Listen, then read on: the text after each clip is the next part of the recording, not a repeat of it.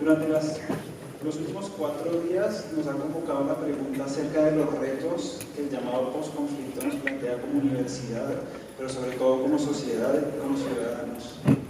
Quiero empezar agradeciendo a las personas que contribuyeron al proceso de organizar estas jornadas. Especialmente quiero agradecer a José Camilo Vázquez y a Felipe Rodríguez, que ayudaron muchísimo a conseguir a todas las personas que vinieron a participar y a toda la parte de organización.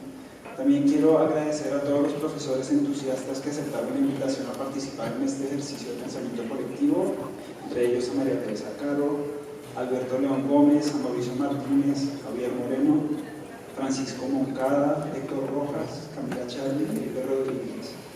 También quiero agradecer a 2 personas que han estado bien presentes en el proceso de gestar este evento, que fueron Laura Calderón y Pilar Trujillo. Y por último quiero agradecer también la colaboración de Esperanza Jesús y de todo el personal de planta física que nos han dado una mano grande en completar este evento. Bien, es difícil sintetizar las conclusiones de todo lo que ocurrió en estos 4 días de reflexión. Se plantearon muchas conclusiones, preguntas, retos para el futuro y retos para este periodo que se ha bautizado como postconflicto. Me gustaría mencionar un par de ideas que a mí, por lo menos a mí, me quedaron dando vueltas en la cabeza. Una idea muy interesante es una idea que se expuso en la charla sobre 8 tácticas para la transformación social, que es la idea de las prácticas expandidas, que es una invitación a salir de las casillas disciplinarias y tratar de ejercitarnos en esto de pensar con otros, con formas de pensamiento distintas. Una segunda idea muy interesante, o un reto tal vez, es el de asumir la responsabilidad de pensar y actuar en primera persona. La idea es salir de los lugares cómodos y empezar a reconocer que nuestras acciones desde las profesiones y desde la cotidianidad tienen mucho para aportar a la transformación de nuestra sociedad. Otra idea interesante es la idea de apostar por escenarios experimentales de aprendizaje en el aula, en la universidad, y eso es un reto muy interesante que se nos plantea como docentes universitarios y también como estudiantes, miembros activos de ese proceso de enseñanza-aprendizaje.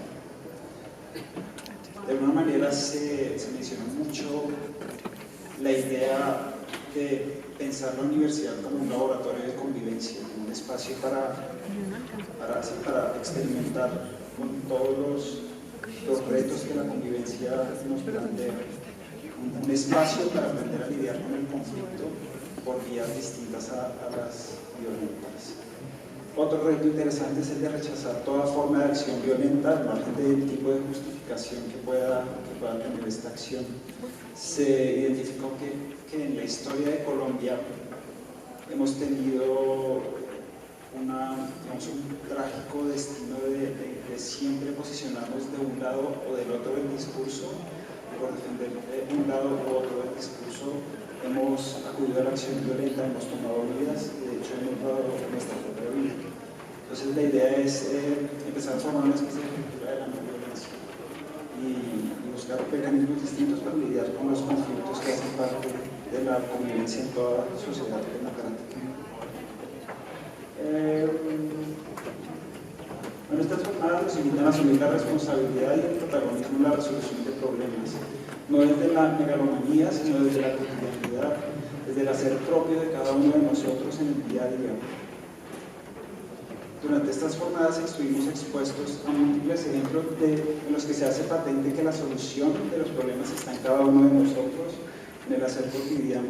Y yo espero que este tipo de espacios de reflexión se sigan alimentando y que sigan generando estos pequeños impactos en nuestras prácticas cotidianas que de alguna manera impacten en transformaciones más amplias en la sociedad.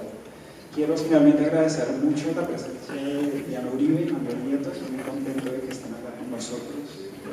Estoy muy contento de que este sea el acto de clausura de estas jornadas y espero que nos sigan visitando en futuras ocasiones. Los voy a dejar con Camilo Vázquez. Bienvenidos y gracias por estar aquí.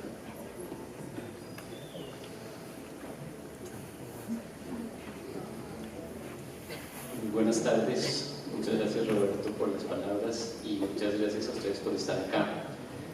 Tengo el gusto de presentar a Diana Uribe y a Manuel Nieto en el marco de esta semana, donde yo creo que podemos rescatar que no podemos caer en el olvido y la importancia de la memoria y de recordar en un nuevo mundo que se nos abre, que hablamos del posconflicto y de la paz.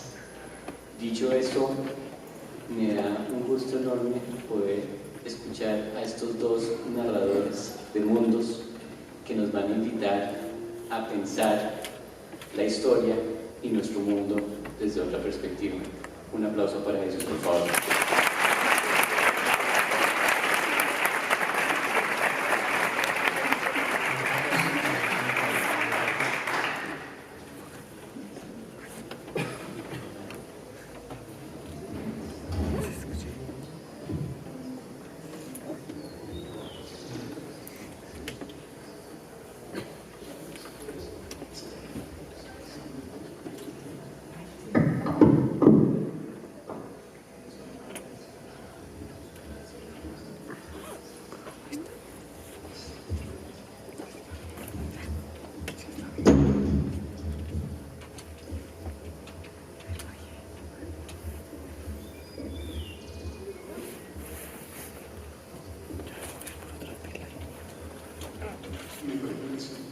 Se oye bien, ¿no?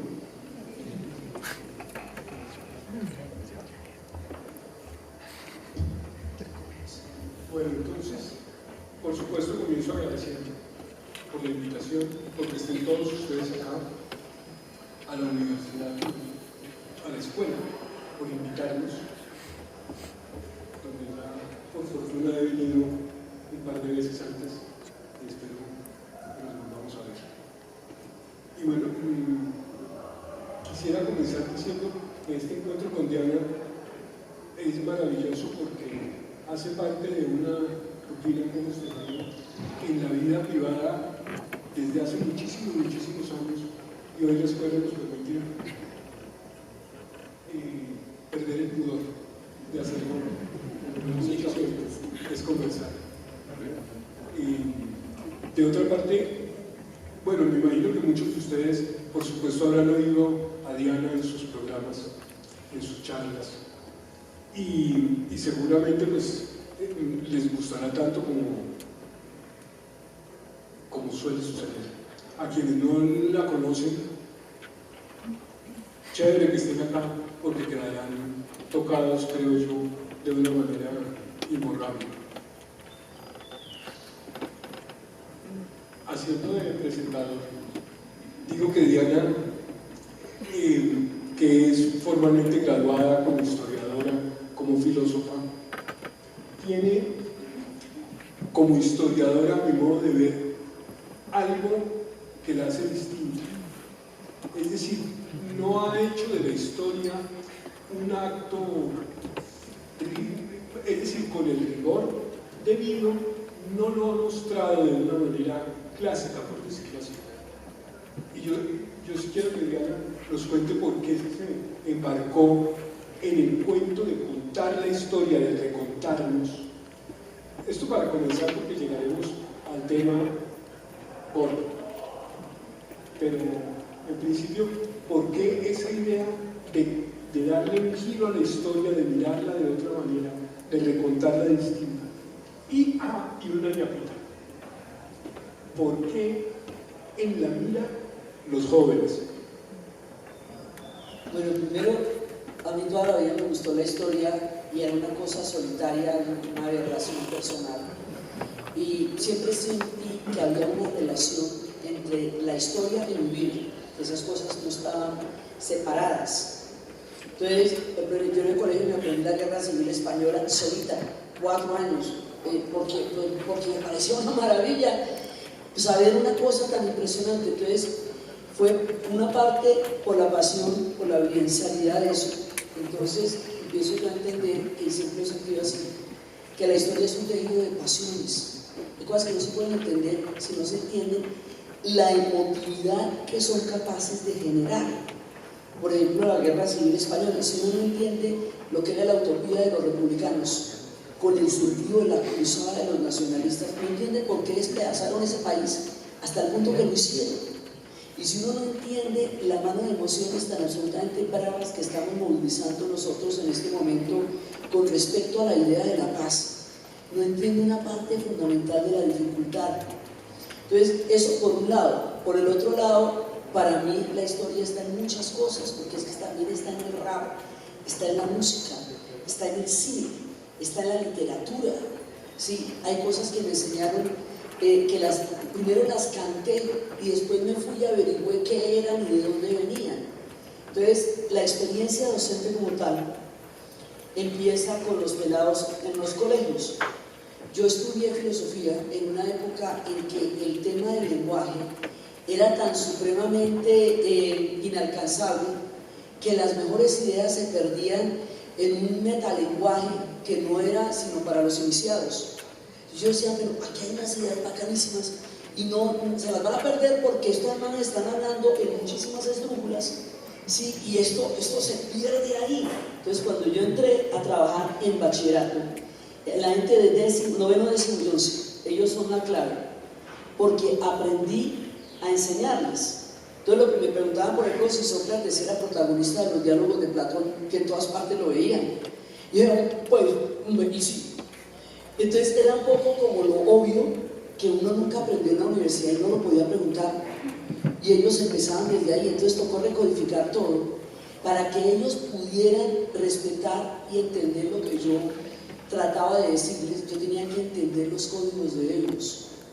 Entonces era toda la inmersión en el mundo. En ese momento era el breakdance y era el mundo del video, y tocaba meterse en todo eso para poder crear un sentido desde lo que yo les venía a contar. En ese ejercicio de la creación de sentido con ellos fue que aprendí a comunicar. Y porque éramos rockeros, yo siempre decía, a mí me hace pensar tanto rock en la vida. Un momento que eso era de lo que yo más sabía, y fue eso, la comunicación con ellos. Me acuerdo, quería acordarme de dos cosas. Cuando Diana habla de la Guerra Civil Española, me acuerdo que nos reíamos mucho porque había un programa de televisión que era aburridísimo, que lo presentaba Dangond, pero mucha información, sí. Y Diana me decía, fíjate, está hablando de la Revolución Española, de la Guerra Civil Española hace 35 capítulos. Y hace, mejor dicho, el programa ha durado más que toda la Guerra Civil Española, como 3 veces. Pero fusilando a Primo de Rivera llevan 15 capítulos. Era un poco una idea de cómo era la historia. Pero yo me lo veía todo igual. Sí. Y luego, cuando llegaste con el tema de la contracultura, que era como el Superagente 86, recontra. Pues eso llega a mi vida para quedarse. Yo hice una tesis en filosofía que se llamaba La Nación de Woodstock y la construcción de una utopía. Yo estuve en Chicago, pero no cuando tocaba, o sea, sí estaba cuando pasaron las cosas, pero era muy chiquita en esa época. Después vine a entender todo lo que pasaba. Ahí entré en contacto con la utopía y me di cuenta que el mundo sí era transformable a través de una cantidad de voluntades que entraban en un momento dado en una consonancia cósmica lo suficientemente poderosa como para parar la guerra del Vietnam. Entonces, cuando empecé con todo el tema del movimiento por los derechos civiles, hay un personaje que a mí me marca mucho, Henry Thoreau, los ensayos sobre la desobediencia civil, que es cuando él dice que uno es personalmente responsable por sus propias acciones, que la obediencia de órdenes no es una excusa, que a la obediencia de vida se le opone mi propio sentido moral, que cuando hay una diferencia entre la ley moral y la ley contractual, prima la ley moral, porque si no, cuando se enloquecen los gobernantes y hacen leyes estúpidas, si usted no tiene un criterio interior para poder fijarse con eso, pues se vuelve fascista, se vuelve lo que quiera que la ley se pueda volver. Entonces, el principio, digamos, político de la no violencia como un ejercicio ciudadano es el ensayo de la desobediencia civil. Eso me marcó a mí. Y Gandhi, cuando entro en contacto con Gandhi y cuando entro en contacto con todo el hippismo, la propuesta y el movimiento por los derechos civiles de Martin Luther King, esa se va haciendo como la línea de lo que habría de estructurar la manera como yo veo la vida. Bueno, pero hay otra cosa interesante, y es que digamos todo esto que tú estás contando sucede en tu cabeza, de algún modo. Sí, pero les pareció una pepera hacer una tesis sobre eso. Sí, eso no me la aceptaba, les parecía muy loco. Ya, pero es que Diana, a eso se le suma una cosa particular, y es que de pronto se monta en el tren de los viajes. Y yo creo que es la persona que más conoce el mundo, está en todas partes, ha ido a todas partes. Bueno, no le debe quedar alguna. Pero es que yo llego a viajar después de haberme soñado tanto viajar, después de haber leído tanto, después de haberme imaginado todos los ríos y todo, o sea, es un mundo muy largamente imaginado, antes de tener la posibilidad de verlo, que fue a través de los medios. Es con los medios que yo puedo empezar a viajar y a llegar a los sitios que siempre me imaginé y a encontrarme sitios que eran, frente a los cuales yo no me sentía de una manera extraña, o sitios que yo nunca había imaginado. Y era un ejercicio de comprobar toda esa cantidad de tiempo soñando en el mundo. Ya la desesperación por viajar era muy grande, ya sentía los climas de las fotos que veía.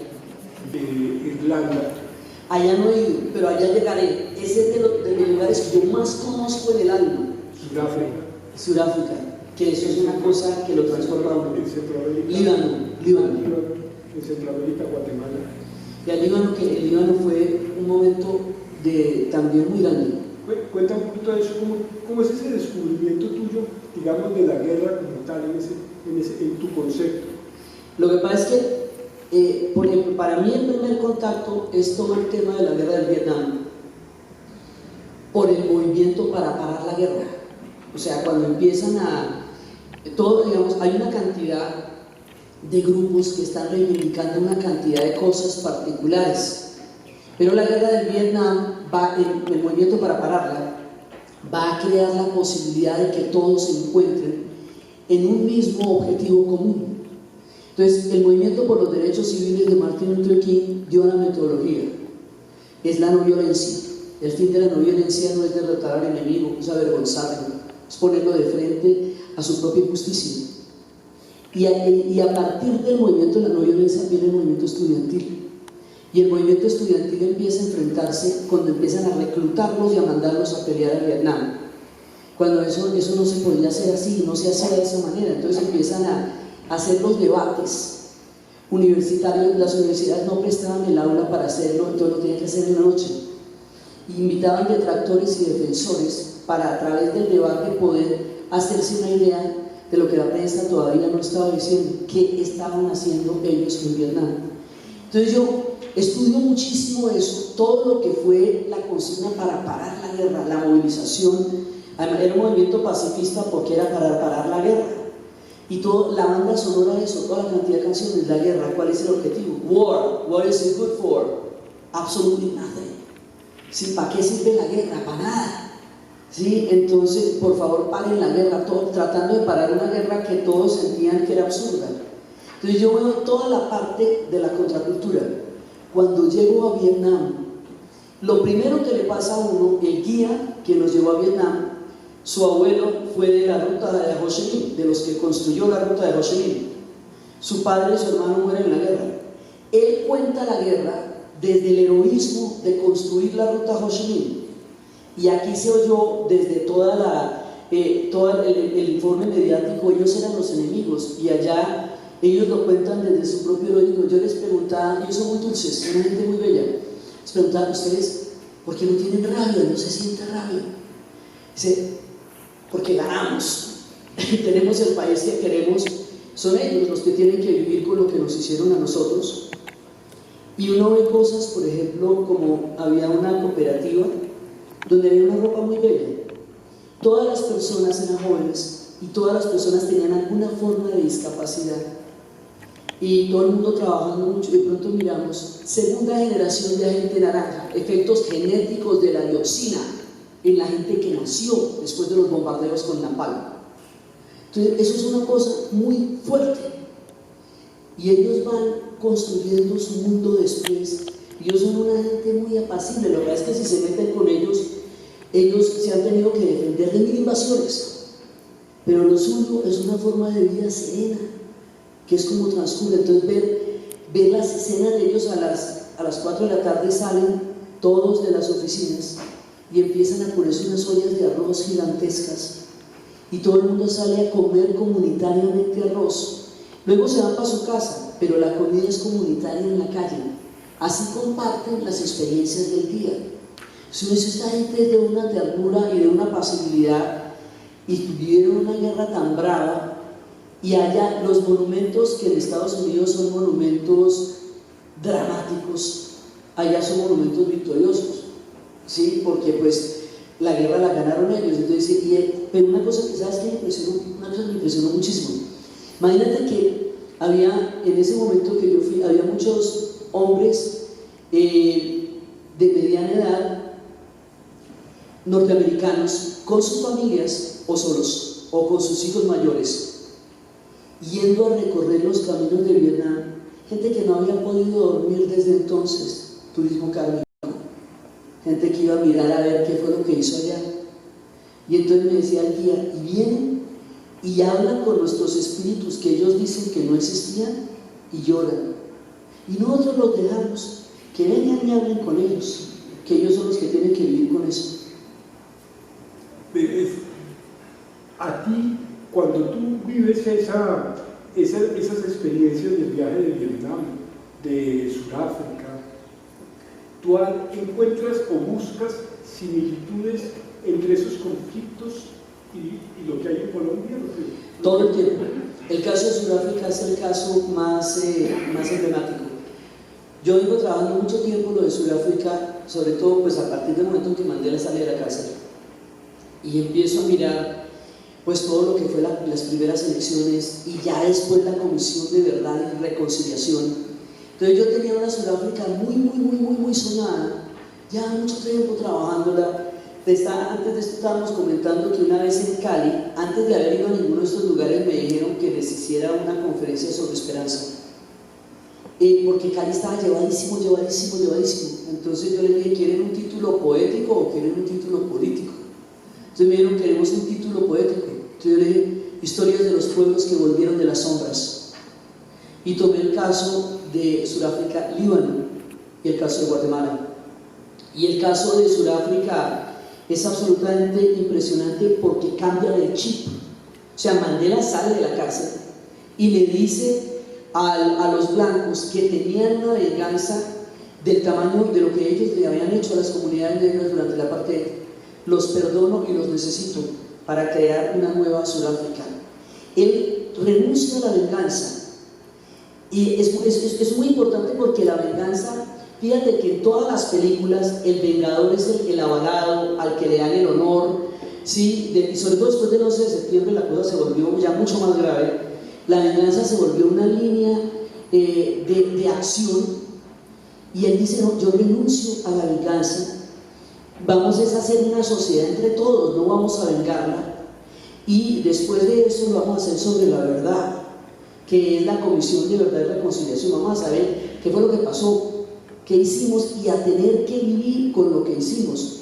Es tan impresionante la experiencia surafricana que cuando yo estuve en Berlín, en los archivos de la Stasi, me decían los berlineses que los surafricanos nos estaban asesorando en cómo convivir con verdades terribles, porque una vez que eso se sepa, la gente va a seguir viviendo aquí, entonces usted se los va a volver a encontrar y todos vamos a seguir viviendo aquí, y hay que aprender a vivir con eso. Eso es una de las cosas más paradas de un post-conflicto, aprender a vivir con lo que usted ya sabe que pasó. Entonces llegar allá, y allá tuve la posibilidad de compartir una mesa que era con la nación del arco iris. Había azules, había xhosas, había árabes, había griegos, había judíos, todos sudafricanos, ¿sí? Porque el mosaico surafricano es impresionante. Y había una mujer, esto es en el año 2009, había una mujer zulú. Yo le dije que a mí me gustaría que un día viviéramos la paz en Colombia, pero que yo no creía que eso yo no lo veía en ese momento plausible. Y la mujer se puso furiosa y me dijo: no me diga eso, no se atreva a decirme eso, porque yo estoy sentada frente a usted en esta mesa, yo, y nunca pensé que eso me pasara a mí en mi tiempo de vida. Y era una mujer zulú, ¿sí? O sea, mire todo lo que pasó para que ella y yo estuviéramos sentadas. Pues había caído la apartheid, había empezado un nuevo país. Y lo que más me impresionó a mí de Sudáfrica, que es lo que yo más relaciono con Colombia, Sudáfrica no tiene ningún antecedente de haber sido una sociedad democrática o incluyente. Ellos antes se odiaban mucho y luego se odiaron más, y luego el odio lo convirtieron en ley.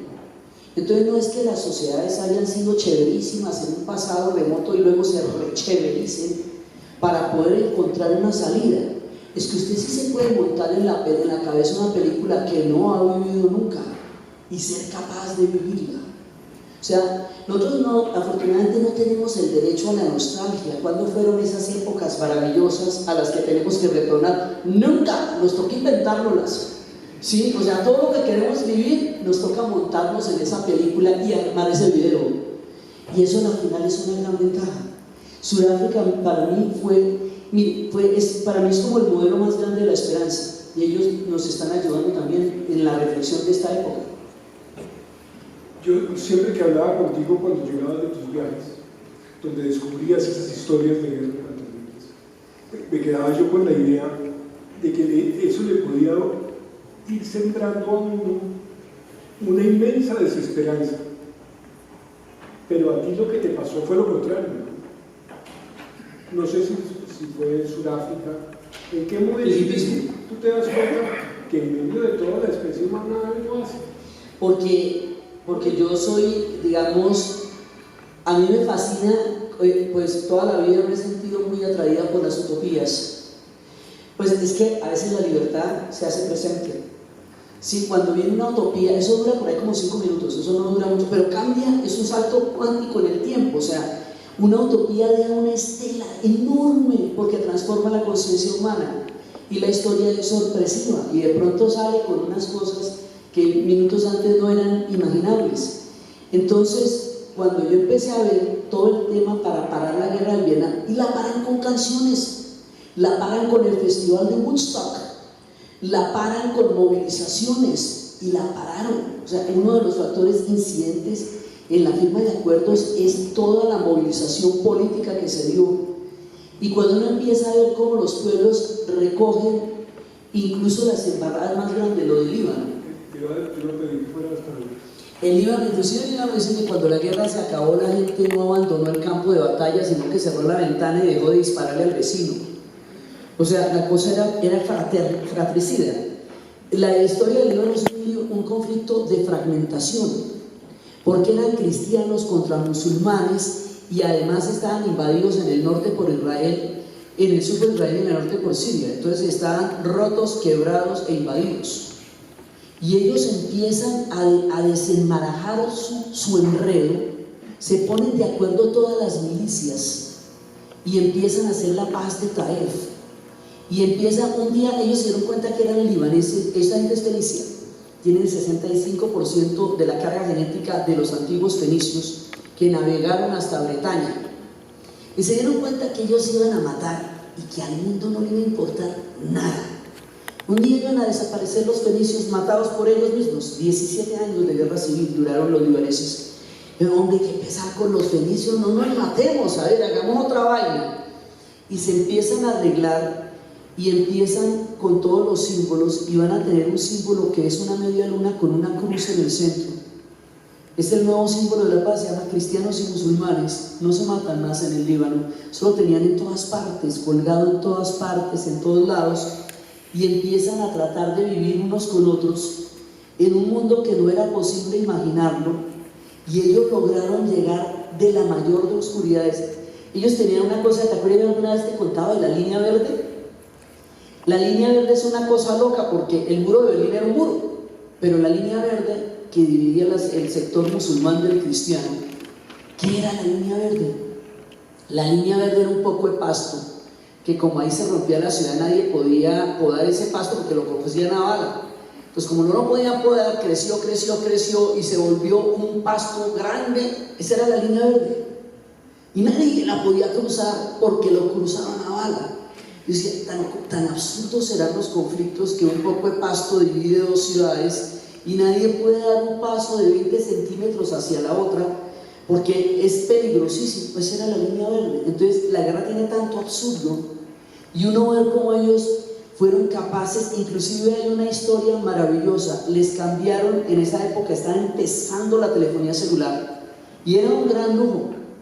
A los milicianos les cambiaron las armas por celulares y andaban en moto chismoseando en lugar de darse bala. Fulanito anda con fulanita, ya viste, y son chismosísimos. Y de esa manera sustituyeron un objeto de poder por otro objeto de poder que era pacífico. Eso es un cabezazo que solo pudo haber pensado un guerrero de cómo resignificar un objeto que no mate, sino que comunique. Y ellos empezaron a decir, estos manes están viviendo una cosa bastante peor de la que nosotros hemos vivido, y le encontraron la salida. Y veo los surafricanos contar las cosas de la parte. Yo sabía mucho cuando fui allá de eso, porque lo había estudiado, pero no se puede imaginar lo que pasaba allá, porque es más allá de lo imaginable, lo que era la apartheid. Y la distorsionaron, hicieron la nación del arco iris. Entonces ahí viene mi cuento. No hay pueblos condenados, no hay pueblos que estén condenados bajo ninguna ley a vivir una situación eterna de conflicto y de violencia. Y meterse esa idea en la cabeza es tan absurdo que hay que sacarse esa idea de la cabeza. O sea, no hay nada en el ADN de nosotros, ni en lo que comemos, ni en lo que tomamos, que nos condene a la violencia. Eso es una mentira. Todo esto es una construcción humana, y lo mismo que la gente se arma una película, puede armar otra. Sí, esto no hay ninguna condena, ¿no? Alpha Blondy, porque yo creo en los profetas del reggae, en Bob Marley, en Alpha Blondy, vino acá y nos decía eso. A los jóvenes, ustedes están metidos en una guerra de la cual ustedes no tienen ni arte ni parte. ¿Esto qué tiene que ver con ustedes? Sálganse de ahí, invéntense otra película, esa no es la de ustedes.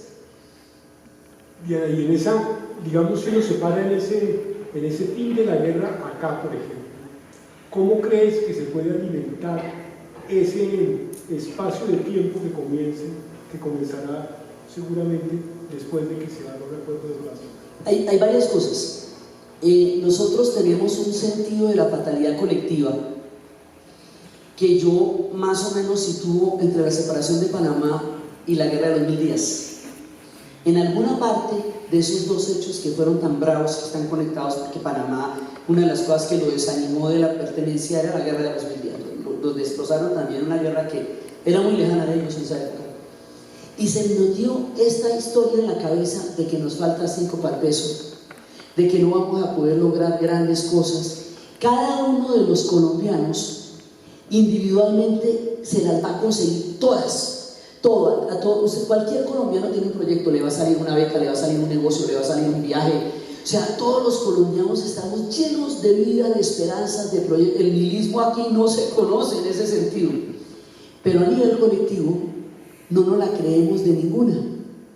Entonces, como que nosotros como sociedad no somos capaces de cambiar, y para eso tenemos toda clase de dichos. Otra vez mi general borracho, ¿sí? Es lo mismo. Entonces esa fatalidad repetida de generación en generación en generación crea un imaginario. Para poder hacer la paz y vivirla, tenemos que sacarnos de la cabeza la idea de que nosotros no podemos hacer eso. Pueden pueblos que se destrozaron hasta niveles de indignidad inimaginable. La guerra del Líbano llegó a niveles de degradación que no se puede uno imaginar. Y los libaneses, a pesar de todo lo que les ha pasado, a pesar de que los bombardearon otra vez, a pesar de que la guerra de Siria los tiene tan mal, ellos siguen siendo libaneses. Ellos no se volvieron a desbaratar después de que se unieron. Y se hubieran podido desbaratar ya hace ratico. Entonces, nosotros podemos lograrlo. Tenemos muchas más posibilidades que los pueblos que ya lo hicieron. Rolf Meyer, el hombre que desbarató la apartheid, yo tuve la oportunidad de conocerlo en Sudáfrica y lo trajimos para la Casa de la Historia. Él decía que le decía a las víctimas de la Candelaria: ustedes lo lograrán porque tienen tanto para lograrlo, e irán por el mundo contando ¿Cómo lo lograron? Como yo voy por el mundo contando cómo lo logramos nosotros. Entonces, hay un momento en que, y en esto no hay ninguna, esto no es exactamente racional, hay un momento en que los pueblos cambian el chip y empiezan a creer y a mirarse de otra manera. Cuando sucede eso, no se puede saber, pero sucede. Con todas las personas que yo he hablado de procesos de paz me cuentan que hay un momento en que el espíritu cambia por dentro. O sea, hay un momento en que los corazones empiezan a entender de otra forma. Los acuerdos políticos son casi lo visible de una voluntad de una sociedad para cambiar. Y eso pasa en todos los acuerdos de paz, y eso hace que la narrativa cambie, que las historias sean distintas. Nosotros poco a poco estamos cambiando. Hace un tiempo hablar de la esperanza y hablar de que Colombia tenía salida adelante me ponía brava. ¿Que cómo así? Y yo, ¿y cómo así que no? A ver, ¿pero cómo? Pero la percepción colectiva está cambiando, poco a poco, pero está cambiando. Ese pedazo de película es urgentísimo cambiar en el posconflicto. Empezar a dejar de transmitirles, porque la idea que nos transmitieron de que este país no era viable, que todo el mundo se tenía que ir para alguna parte, ¿sí? Que todo eso, mire, país de mierda, toda esa cantidad de cosas que dicen, esto tiene que pasar, es aquí. O sea, hay una cantidad de dichos, el lenguaje, hay que cambiar todo el lenguaje, de descalificación colectiva de nosotros como colombianos, ¿sí? Que se ha vuelto una retórica que los padres pronunciaban siempre en la mesa leyendo el periódico, y que hace, ¿cómo le vas a decir tú a un hijo tuyo que lo trajiste a un país de mierda? Imagínate la irresponsabilidad. Es que pena, ¿sí? Entonces, y que lo que hay es que sacarlo de aquí, porque ya que cometieron el error de traerlos acá, hay que inmediatamente mandarlos a que vivan en otra parte donde vamos a ser colombianos hasta el último día, olvídate. Sí, esa sí es una nacionalidad que no se nos va a olvidar. Entonces, hay que cambiar la idea de que no es aquí donde vale la pena vivir, de que no es para nosotros que vale la pena construir. Todo este conocimiento de ustedes se necesita aquí, para nosotros, para el posconflicto, ¿sí? Entonces, yo pienso que lo primero que hay que cambiar es el chip. Eso me parece interesante porque nos deja, me da una sensación a mí, que nos deja parqueados como ante dos escenarios de un mismo cuento. Y es esa extraña circunstancia de nuestro país en que la guerra se vive en unas partes y en otras no. La guerra urbana no existe.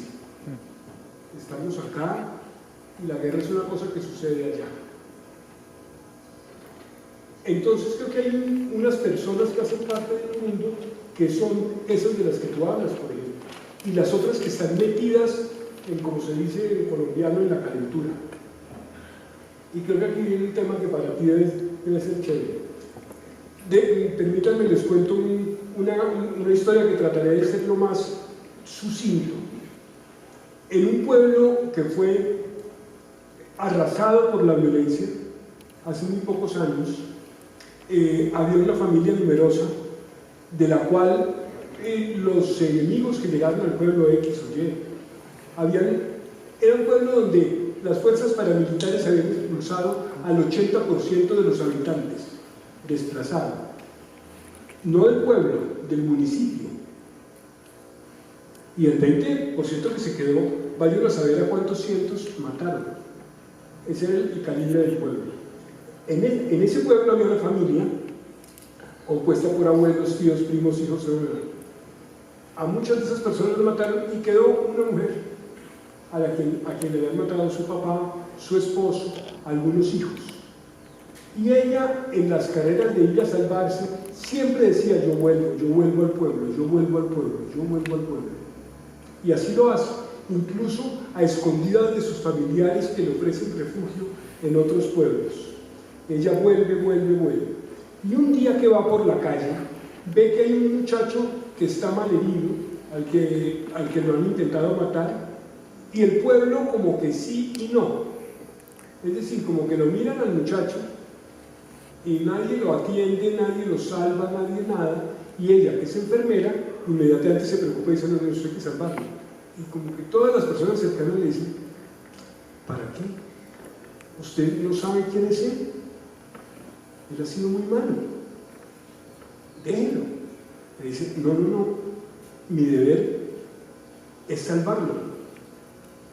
Porque yo soy una mujer, dice ella, y las mujeres damos vida. Y lo coge y se lo lleva a su casa. Porque en ninguna parte lo recibe. Y obliga a una enfermera que trabaja con ella que la acompañe y la ayude. Y cuando el muchacho recobra el sentido estando en la casa de la enfermera, mira las paredes y ve unas fotos de un muchacho y dice, ¿por qué estoy yo aquí? ¿Qué hacen las fotos de ese tipo que yo maté ayer?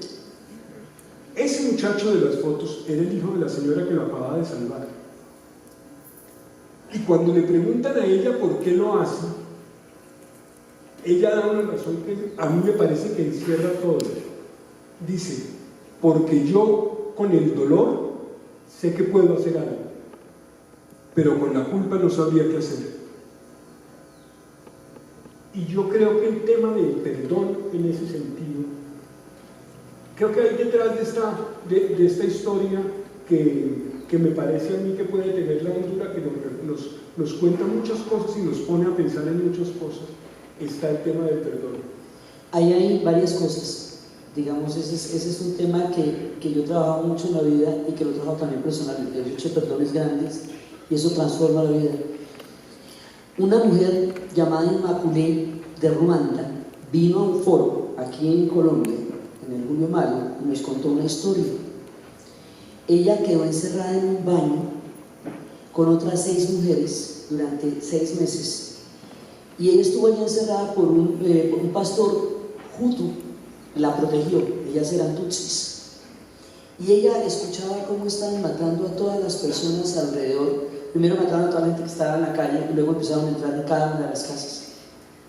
Bueno, el debate con Dios, ¿no? Que si le abre la puerta no existe Dios, que si no le abre la puerta sí existe Dios. El debate de ella teológico es muy grande.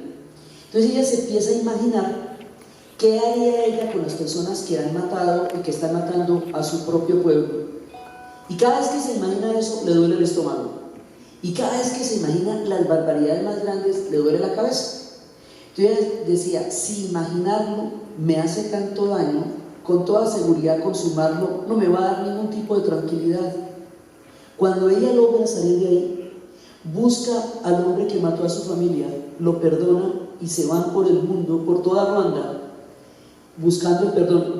En Ruanda se perdonaron hoy, en abril, hace 21 años, 850.000 personas fueron asesinadas a machete por los Hutus, la etnia de los Tutsis. Ellos se perdonaron, tomaron la metodología de los sudafricanos y dijeron, no hay tiempo para más sangre, no hay tiempo para más muerte, no hay tiempo para más guerras, el mundo se globalizó, se volvió empresarial y nosotros nos quedamos atrás de todo por andarnos matando. Entonces primero se perdonan. Con esto les digo que si ellos pudieron perdonar una cosa de esos, ellos eran un país de 10 millones de habitantes y estamos hablando de 850.000 personas en un mes, en abril. Y se perdonaron y empezaron a resignificar el chip que ellos tenían, a cambiar la imagen de los guerreros, a darle computadores a los pelados que antes tenían armas, a crearles un imaginario diferente.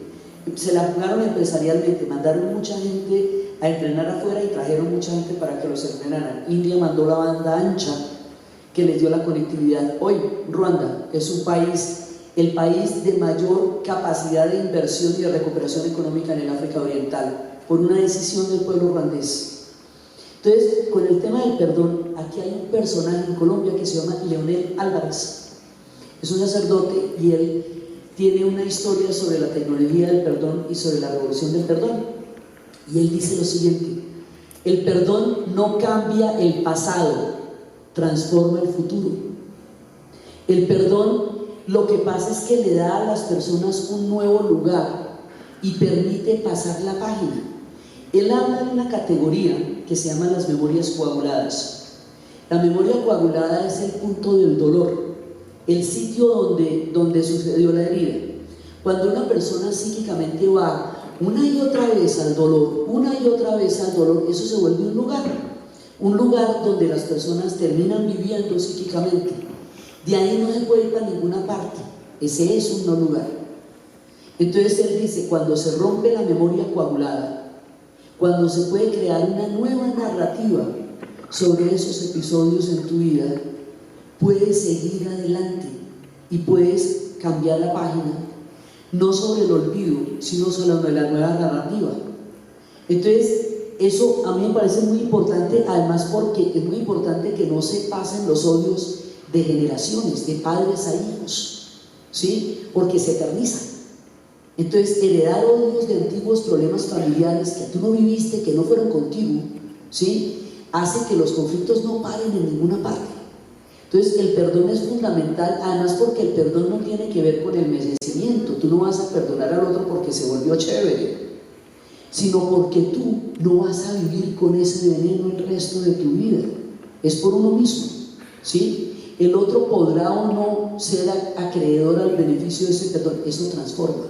En la Comisión de Verdad y Reconciliación de Sudáfrica había dos hombres que cometieron tal cantidad de atrocidades contra una aldea que no los podían perdonar, pero ellos habían cumplido con toda la reglamentación de la comisión. Por ley tenían que hacerlo, ¿sí? Entonces lo hicieron. En el momento en que ellos tienen el perdón, dedican el resto de su vida a reparar la comunidad a la que le hicieron tanto daño. Hay unos niveles de transformación psíquica profunda en lo que estamos viviendo. Eso se va a sentir cada vez más fuerte, pero eso nos va a hacer vivir una sociedad que nunca antes hemos podido imaginar, y el perdón es uno de los elementos fundamentales ahí. La repetición permanente de una herida para quedarse en ella es una cosa que no da salida. Entonces dicen, por ejemplo, que la venganza es un gran bosque por donde uno se puede meter por cualquier parte, pero de donde no hay cómo salir. Entonces son estos elementos también que son claves por ese mismo tipo de cosas. Que creo que tiene que ver con, que diría yo que en ese cambio está como contarnos de otra manera. Narrarnos de otra manera. Narrarnos viéndonos de una manera distinta y viendo otras historias. No, y del país que sí hicimos, Manolo, hicimos un país, nosotros hicimos un país, ustedes hicieron una escuela, vienen a una escuela, ¿cuántos años es que tienen? Bueno, hace 46 años yo en una escuela de ingeniería, existe. Yo me gradué en una universidad con María Teresa, que existe. Vivimos en un montón de lugares que existen, pero ese país que sí hicimos, donde sí nos formamos, donde sí crecimos, nos resulta invisible, porque la única narrativa que tenemos de nosotros colectivamente es la violencia. ¿Cómo les parece que haya violentólogos como una disciplina del conocimiento en Colombia? Esto es de dar alaridos. Es que uno que está acostumbrado a eso, pero salga a la esquina y dirá que esto es ¿qué? ¡Chanfle! ¿Sí? Violentólogos. Es una narrativa reiterada en la violencia que no nos ha permitido ver las cosas que sí construimos, el país que sí hicimos. Entonces hay que mirarnos, o sea, normalitos nosotros, cómo somos en nuestra diversidad, ¿sí? Mirar cuántas lenguas se hablan aquí, que aquí se habla guayú, se habla creol, se habla palenquero, ¿sí? Que hay gente ancestral, ¿sí? Rom, también, la gente de Rom. Entonces, el solo mirarnos es bien interesante. Nosotros somos bien interesantes en nuestra diversidad y en nuestro mestizaje. 5 personas en una mesa son todas completamente diferentes y son colombianas, ¿sí? Entonces es interesante observarnos en toda esa diversidad tan impresionante que tenemos, solo para mirarnos, ¿sí? Eso nomás ya es chévere. Hay muchas cosas que sí hemos hecho y una gran infinidad de cosas que vamos a hacer, pero la narrativa sí toca cambiar. La cantaleta, la berraca cantaleta sí nos toca cambiarla, porque desde esa narrativa no podemos proponer. Bueno, yo creo que se dejó sembrada una sonrisita. Pues ojalá, la idea es esa, porque entre otras cosas los que se van a tener que camellar con eso más son ustedes, porque ustedes son los que van a vivir la paz y el posconflicto el resto de sus vidas va a ocurrir en ese contexto. Ustedes van a tener una memoria cada vez menos ácida del horror, y cada vez más nutrida de la esperanza. Es el tiempo que ustedes van a vivir. Vívanlo con toda la gana y háganlo con todo el amor, porque es su tiempo de vida y su responsabilidad histórica. Bueno, Camilo me dice que le dediquemos un ratico a hacer preguntas para que tenga alguna curiosidad. La idea, después de esta magnífica exposición, es que conversemos. Y en ese sentido es importante que ustedes como público entren en diálogo con Diana y con Manuel y que podamos aprovechar este espacio para dejar sembradas dudas o también sembrar sueños de cómo podemos cambiar este país. Voy a tratar de pasar el micrófono para que podamos hacer las preguntas y ellos puedan contestar. Entonces, ¿alguna pregunta?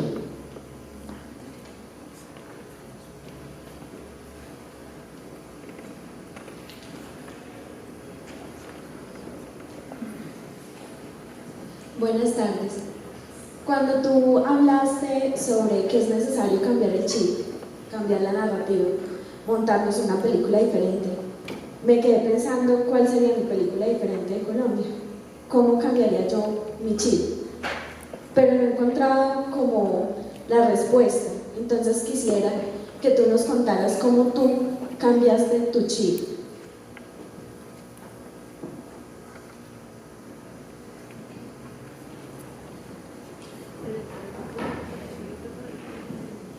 Bueno, esa narración es colectiva y es individual. Ahorita, por ejemplo, tuve la oportunidad en el High Festival de ir a Carmen de Bolívar. Y en Carmen de Bolívar yo estoy lanzando un libro sobre África que ha sido un proyecto de vida de mucho tiempo. Y es una búsqueda de nuestra raíz desde África hasta ahora. Y les conté las historias de África, una comunidad de mucho conflicto, una comunidad que muy azotada por la guerra, la de Carmen de Bolívar. Además sobrevolé, fue en helicóptero, sobrevolé los Montes de María y la Ciénaga y el Canal del Dique. Eso es bellísimo, bellísimo, bellísimo, bellísimo ese pedazo. Es impresionante saliendo de Cartagena y uno mira ese territorio en esa belleza, esa suavidad de esos Montes de María que son tan distintos al dramatismo de los Andes. Sí, y uno llega allá y les conté estas historias, y les conté de África, les hablé de Bob Marley, de Martin Luther King, de Malcolm X, les bailé, les canté. Bueno, eso, mejor dicho, de eso me desaté ahí.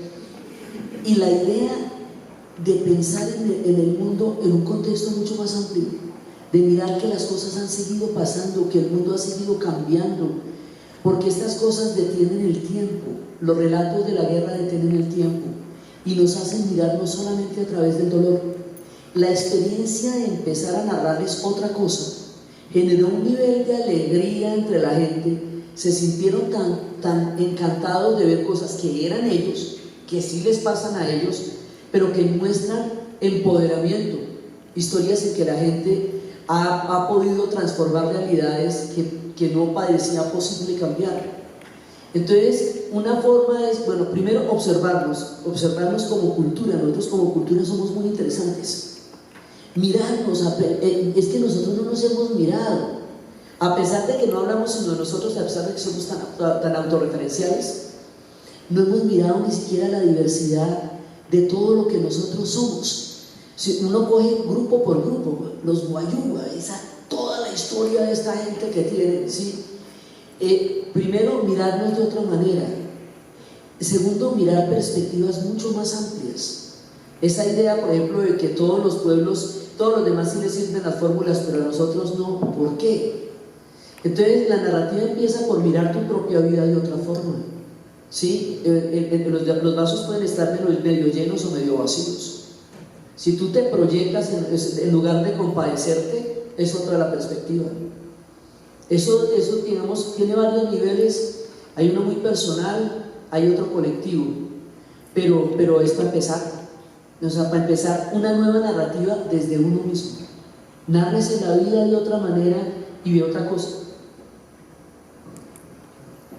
Es como los géneros dramáticos, ¿no? Uno lo puede contar en comedia, en tragedia. Hola, una pregunta que me causa a mí como curiosidad. En las charlas que estamos viendo en este momento en La Habana, para el proceso de paz, hay un tema en especial que a la gente le ha causado un poquito como de resistencia, creer, y es que los guerrilleros piden no pagar un solo día de cárcel por los crímenes cometidos. Bajo este esquema que tú nos comentas sobre el cambio de chip, sobre cambiar nuestra mentalidad individual y colectiva, ¿qué piensas o qué le dices a una persona que está en contra de que un guerrillero pague con cárcel?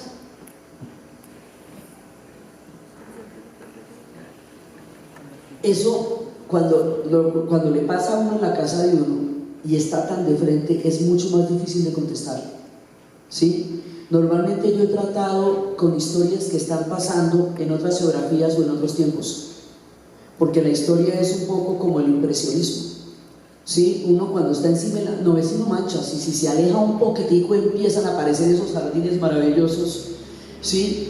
Es difícil contestar esa pregunta porque hay dos momentos históricos diferentísimos que están en este momento en una mesa de negociación, ¿sí? Esa pregunta todavía no la tenemos respondida nosotros, estamos en el proceso de hacerla. Tiene que llegarse a un acuerdo en que por lo menos haya alguna forma de reparación colectiva que de alguna manera alivie el sentimiento de dolor que hay relacionado con todos esos hechos, ¿sí? Bueno, entonces vámonos que ustedes no van a pagar cárcel, pero entonces ¿qué piensan hacer? ¿Cómo van a reparar todo lo que han hecho? ¿Sí?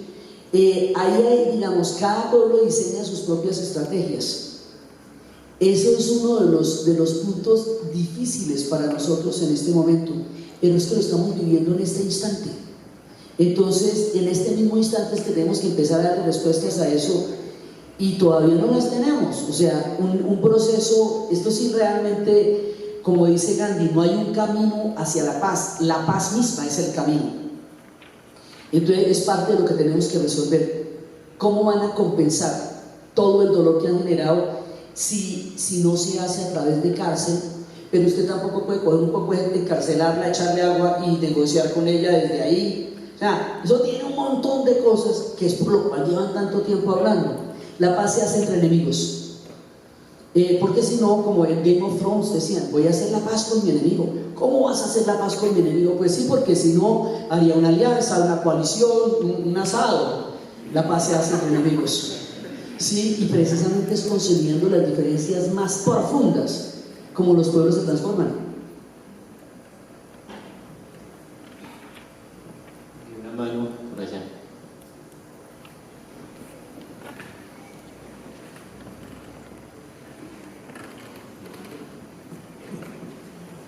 Buenas tardes, muchas gracias por estar aquí. Yo he sido educadora por más de 35 años y como educadora me pregunto cómo puedo yo sembrar esa semillita para que los personajes que están siempre en contacto conmigo comiencen a hacer un proceso importante en el posconflicto. Yo creo que la educación ha jugado un papel muy importante en la historia, pero yo soy una ignorante de eso y algunas cositas sabré, pero no mucho. Me gustaría que nos ilustraras un poquito al respecto.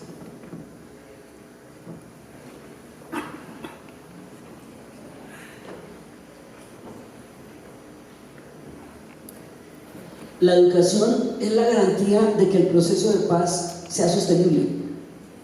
La educación es realmente la manera en que esto puede llegar a consolidarse, porque es a través de una revolución educativa gigantesca, ¿sí?, que nosotros vamos a consolidar esta paz. O sea, es una educación que no puede ser segregante, que no puede ser excluyente. Es una educación que no repita los patrones de odio, que no repita los patrones. Había una vez dijeron, es que aquí ha venido mucha gente, lo que pasa es que hay que parar de bolas. Una vez vino, hace como 2 años, vino una maestra que trabajaba el dolor en el aula, una maestra sudafricana, que trabajaba en el dolor en el aula con los niños en la era posterior al apartheid, y se dio cuenta que el problema no era de los niños, que los niños no tenían tales dolores porque habían nacido después, que los dolores eran de los maestros, que los maestros sí tenían unos dolores enormes porque habían vivido todos los horrores del apartheid. Entonces que había que empezar por quitar el dolor de los maestros para poder evitar que se pase a los niños. Nosotros tenemos huellas psíquicas muy graves de esa guerra, todos, aunque la guerra ya sea en unos territorios sí y en otros no. Guerras urbanas las vivimos en la época del narcotráfico, en Bogotá, en Medellín, ni hablar de lo que se ha vivido en Medellín. Eso es una cosa impresionante. Esas huellas de dolor psíquico nosotros tenemos que sanarlas nosotros para no transmitirlas como docentes. Es la primera parte, digamos. Más allá de lo académico, hay que sanarse para sanar, para contar una historia diferente a la historia. A nosotros nos criaron, hay una generación que la crearon con las historias de la violencia, que los abuelos y que tales, ¿no? Esto que nos contaban de los chusmeros en esa época. Hay otra generación que le cuentan la historia de los paras y le cuentan la historia de la guerrilla. La idea es que no haya una siguiente generación a la que se le cuenten esas historias, porque ya no vuelvan a pasar, que ya no haya otra generación que vuelva a crecer con la idea de que llegaron y lo sacaron y quemaron la casa o la finca, y que eso ya no vuelva a pasar. Pero los que crecimos con esas historias nos tenemos que sanar de ellas. No es, esas historias pues hay que contarlas porque no se puede, el olvido no conduce a ninguna parte, pero esa no puede ser la narrativa de todas las historias porque sigue alimentando el imaginario de fatalidad colectiva. Entonces tenemos que hacer un proceso de sanación muy grande nosotros como docentes para poder contar una narrativa distinta a la gente que viene.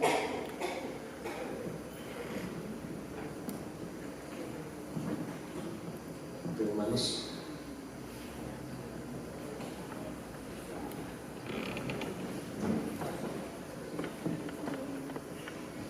Buenas tardes. Principalmente tengo 2 preguntas. Una, pues con respecto, ya sabemos que dimos un paso pues, con los diálogos en la banda, pero yo me pregunto, ¿no tendremos que hacer también un paso desde las entrañas de nuestro país, o sea, desde nuestras casas? O sea, sabemos que hay conflictos entre familias, sabemos que hay conflictos entre hijos, entre hermanos, entre abuelos. También tendríamos que dar un paso, o sea, es muy duro, yo sé que es muy difícil tener un diálogo entre familias por la diferencia de ideas, pero también, no sé, se podría crear, no sé, un medio en el cual entre familias o foros entre familias para que puedan intercambiar ideas, conllevando a que se genere una paz entre las casas para generar paz entre comunidades. Y otra de mis preguntas es cómo tú ves el papel de los jóvenes, ya que los jóvenes tenemos un pie entre los adultos y un pie entre los niños. ¿Cómo ves tú ese papel? ¿Cómo podemos desarrollarlo más a fondo para generar un puente de comunicación entre adultos, jóvenes y niños?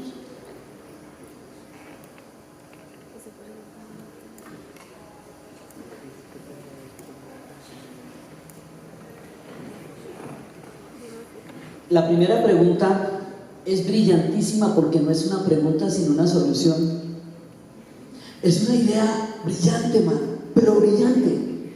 O sea, el ejercicio, porque esto, digamos, para que lo de La Habana se genere un nivel de transformación como una piedra que se bota en el agua y la onda llega por toda la laguna, eso se tiene que reproducir. O sea, no es solamente, los diálogos son la primera parte, porque está en manos de ellos parar la balacera. Pero la paz la construimos todos. Esa es una manera maravillosa, sentarse a dialogar sobre puntos de vista muy distintos, y entender que el hecho de que la otra persona piense de forma tan distinta a la mía no la hace mi enemigo y que tiene tanto derecho a pensar de esa manera como yo tengo derecho a pensar de la mía. Es que no se trata de cambiar la mentalidad de los otros, se trata de que cada uno pueda convivir con una forma diferente de pensar. En eso que me estaba diciendo Manolo de los viajes, una vez yo conocí una persona en la India que me hablaba de en Udaipur, que me hablaba de los matrimonios como son allá, son tradicionales. La mujer se casa velada, la familia es la que hace los encuentros, es la que decide quién se va a casar con quién. Cuando la familia decide eso, los astrólogos se unen y empiezan a comparar casas astrales. Si hay incompatibilidad astral, eso no se puede. Y después de que hay toda una serie de pasos previos, el día de la boda se conocen los novios por primera vez, a ella le quitan el velo y esa fue. Y él decía con una fe increíble: yo no creo en ningún matrimonio donde las personas se hayan conocido antes del día de la boda. Eso no da ninguna garantía. O ustedes sí son felices. Y bueno, tampoco es que generalizadamente sea así. A mí me llamó la atención cómo una persona me podía decir de una manera tan fervorosa algo que era tan inimaginablemente distinto a la manera como nos han hablado de las relaciones, y sin embargo para él era real. Mis padres fueron a la aldea vecina y escogieron a la mujer más hermosa que encontraron y me hicieron ese regalo y yo soy feliz todos los días, decía él, ¿sí? Y además porque si no son de la misma casta no pueden ni comer juntos, es un drama. Entonces, cuando uno va, por ejemplo, uno ve experiencias de culturas tan infinitamente diferentes y que ellos así son, llevan 7000 años de esa manera, ¿sí? Entonces, esto de poder mirar las costumbres familiares, esa es la sola discusión de eso, la sola idea de que se pudiera hacer eso, amplía el proceso de paz y lo trae aquí y ahora. Porque el tema del perdón es con los primos, con los vecinos, con los hermanos, con los amigos, ¿sí? Si un amigo no puede, porque estamos pidiendo el tema de si pagan o no cárcel. Entonces imagínense, si uno no puede perdonar al primo, ¿cómo va a hacer con las FARC? Sí, o sea, nosotros vamos a tener que hacer perdones gigantescos a nivel social, todavía no sabemos los alcances, pero toca perdonar al primo, o si no, no estamos entrenados para perdonar a nadie. Sí, esa es como la primera parte, ¿verdad? Me llama mucho la atención eso porque es una solución, realmente. Sí, la segunda pregunta me desconcentré, porque eso me pareció tan bacano, ¿sí? Porque eso es la de los jóvenes. Ustedes no tienen la carga de bronca que tienen las generaciones anteriores que han vivido pues todo, el genocidio de la UP, las guerras del narcotráfico, la bomba, por ejemplo, eso de que cuando suena un trueno muy berraco todo el mundo piensa que es una bomba, está esperando los vidrios, ¿sí? No tienen la idea psíquica, no la tienen porque les ha tocado, de todas maneras les ha tocado una realidad un poco menos brava en el último tiempo, porque esto se ha desescalado, o sea, esto era más violento que antes. La rumba, por ejemplo, una vez, cuando en la época de las bombas dejamos de rumbear porque era muy peligroso, y un día salimos todos a rumbear aunque nos mataran, aunque digamos nadie se puso de acuerdo, pero salimos a rumbear porque no nos iban a encerrar más. Y un día llegó un amigo de Ecuador, si no lo noto, dice: ¿por qué rumbean ustedes así? Mañana va a amanecer, todos rumbean como si se fueran a morir. ¿Qué es esto? ¿Por qué son tan locos? Y yo no había caído en cuenta que rumbeábamos como unas bestias, porque teníamos la muerte muy cerquita, ¿sí? Entonces, esto por ejemplo en el Líbano, como rumbeaba esa gente, acaba de pasar la paz. Estos salían a las 3 de la mañana de los bares para meterse a las discotecas y a las 6 de la mañana estaban encima de los capós de todos los carros, ¿sí? Porque es una necesidad impresionante de rumbear cuando ha pasado la muerte tan cerca. Esa huella psíquica tan presente, ustedes ya no la tienen porque esto ha desescalado, por lo menos en muchas zonas. Eso hace que tengan una perspectiva que no sea directa del odio, ¿sí? Eso da una calma. En los diálogos que estábamos teniendo en Telemedellín con el padre Manuel Narváez, alguien le preguntó que si nosotros los que estábamos en la mesa habíamos sido víctimas directas de la violencia, y no lo habíamos sido, ni él, ni Rolf Meyer, ni yo. Entonces él le preguntó: ¿Usted cree que el oncólogo no puede curar al paciente de cáncer porque él mismo no está enfermo? ¿No le parece que eso es una ventaja? ¿No le parece que eso le da mayor serenidad para poder diagnosticar al otro? Los jóvenes que no han sufrido directamente la guerra no tienen esas heridas, no tienen esa narrativa. Entonces pueden entender la preocupación de sus padres, pero le pueden explicar eso con muchísima más serenidad a los pelados que vienen, porque no están atravesados en la mitad. Estamos hablando de lugares donde en alguna parte hay guerra y en alguna parte no, ¿sí? Pero digamos, la transformación de la narrativa es la que ustedes transformen. Es el papel que a ustedes les toca, es transformar la narrativa y transformar las relaciones entre ustedes. Esto, por ejemplo, de la venganza en la vida cotidiana, ¿no? A uno lo enseñan a reaccionar frente a todo. Y usted no dijo nada, ¿sí? No dijo nada, se quedó ahí. Entonces, ¿qué tenía que hacer? A ver, darle la jeta. Eso era lo que tenía que, eso hubiera sido lo chévere. Sí, o sea, es cambiar todos esos reflejos de que todo tiene que ser un problema reactivo. Sí, porque es concientizar ese tema del honor como una manera en la cual todo el mundo se deja provocar o provoca. ¿Sí? Ahí hay una cantidad de comportamientos sociales que se pueden racionalizar y cambiar. Y es a ustedes a los que les toca cambiar esa narrativa, digamos, con la ayuda de todos, pero es cambiar esa narrativa, cambiar la narrativa de que conmigo, esa es otra, conmigo nadie se mete. Nosotros tenemos unos 10 refranes para decir que el que me la hace me la paga. Ese no sabe con quién se metió. Bueno, no, o sea, hay que bajarnos de ahí, porque si no, una servilleta devuelve una venganza.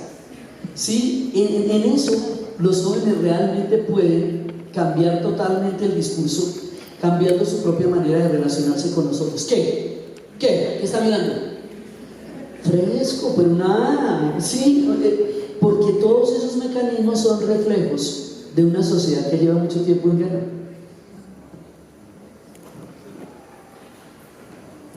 Bueno, desafortunadamente se nos acaba el tiempo.